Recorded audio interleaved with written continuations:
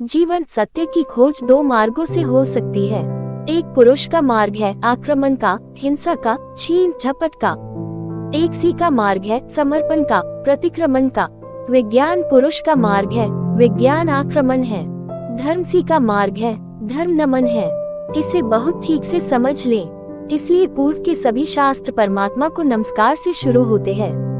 वह नमस्कार केवल औपचारिक नहीं है, वह केवल एक परंपरा और रीति नहीं है। वह नमस्कार इंगित है कि मार्ग समर्पण का है, और जो विनम्र है केवल वे ही उपलब्ध हो सकेंगे। और जो आक्रामक है, अहंकार से भरे हैं, जो सत्य को भी छीन झपट कर पाना चाहते हैं, जो सत्य के भी मालिक होने की आकांक्षा रखते हैं, जो परमात्मा के द्वार पर एक सैनिक की भांति पहुँचे हैं विजय करने, वे हार जाएंगे।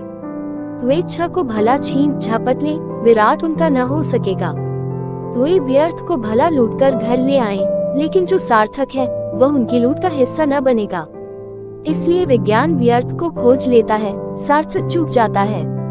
मिट्टी, पत्थर, पदार्थ के संबंध में जानकारी मिल जाती है, लेकिन आत्मा और परमात्मा की जानकारी छूट जाती है।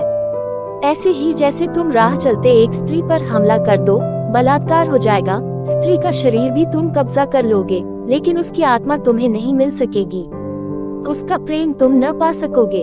तो जो लोग आक्रमण की तरह जाते हैं परमात्मा की तरफ, वे बलात्कारी हैं। वे परमात्मा के शरीर पर भला कब्जा कर ले, इस प्रकृति पर जो दिखाई पड़ती है, जो दृश्य है, उसकी चीर फाड़ कर विश्लेषण करके उसके कुछ राज खोज ले, लेकिन उनकी खोज वैसी ही क्षुद्र होगी जैसे किसी पुरुष ने किसी स्त्री पर हमला किया हो, बलात्कार किया हो।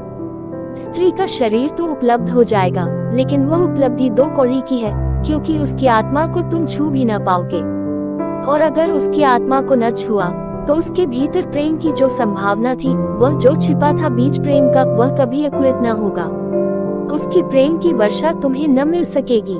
विज्ञान बलात्कार है, वह प्रकृति पर हमला है, जैसे कि प्रकृति कोई शत्रु हो, जैसे कि उसे जीतना है, पराजित करना है।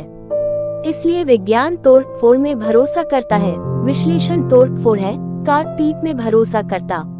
अगर वैज्ञानिक से पूछो कि फूल सुंदर है, तो तोड़ेगा फूल को, काटेगा, जांच पड़ताल करेगा, लेकिन उसे पता नहीं है कि तोड़ने में ही सौंदर्य खो जाता है। सौंदर्य तो पूरे में था, खंड खंड में सौंदर्य न मिलेगा। हाँ, रासायनिक तत्व मिल जाएंगे। किन चीजों से फूल बना है, किन पदार्थों से बना है, किन खनिज और द्रव्यों से बना है, वह सब मिल जाएगा। तुम बोतलों में अलग अलग फूल के खंडों को इकट्ठा करके लेबल लगा दोगे। तुम कहोगे ये केमिकल्स है, ये पदार्थ है, इनसे मिलकर फूल बना था। लेकिन तुम एक भी ऐसी बोतल न भर पाओगे जिसमें तुम कह सको कि यह सौंदर्य है जो फूल में भरा था। सौंदर्य तिरोहित हो जाएगा। अगर तुमने फूल पर आक्रमण किया तो फूल की आत्मा तुम्हें न मिलेगी, शरीर ही मिलेगा। विज्ञान इसीलिए आत्मा में भरोसा नहीं करता। भरोसा करे भी कैसे? इतनी चेष्टा के बाद भी आत्मा की कोई झलक नहीं मिलती। झलक मिलेगी ही नहीं, इसलिए नहीं कि आत्मा नहीं है, बल्कि तुमने जो ढंग चुना है वह आत्मा को पाने का ढंग नहीं है। तुम जिस द्वार से प्रवेश किए हो वह क्षुद्र को पाने का ढंग है। आक्रमण से जो बहुमूल्य है वह नहीं मिल सकता। जीवन का रहस्य तुम्हें मिल सकेगा अगर नमन के द्वार से तुम गए। अगर तुम झुके, तुमने प्रार्थना की, तो तुम प्रेम के केंद्र तक पहुंच पाओगे।